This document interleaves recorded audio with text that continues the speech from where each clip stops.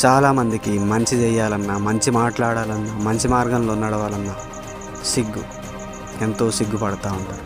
అదే చెడు మార్గంలో వెళ్ళాలంటే, చెడ్డ పని చేయాలంటే, చెడు మాటలు మాట్లాడాలంటే సిగ్గు ఉండదు, ఏమీ ఉండదు. అందుకే చాలామంది మందిరానికి రావాలన్నా, బైబిల్ చేతిలో పట్టుకోవాలన్నా, నేను దేవుని నమ్ముకున్నానని చెప్పుకోవాలన్నా చాలామంది సిగ్గుపడుతూ ఉంటారు. మనం ఎందుకు సిగ్గుపడాలి? మనం ఏమైనా సిగ్గుపడవలసిన పని చేస్తున్నామా? మనం నమ్ముకున్నటువంటి దేవుడు ఏమైనా సిగ్గుపడవలసినటువంటి దేవుడా? కాదు. మనం నమ్ముకున్నటువంటి దేవుడు ప్రపంచానికి ఓ మార్గదర్శి, నెంబర్ 1 దేవుడు. ఆయన పవిత్రుడు, నిర్దోషి, నిష్కల్మషుడు, ఇదిగో పాపులలో చేరక ప్రత్యేకముగా ఉన్నటువంటి దేవుడు.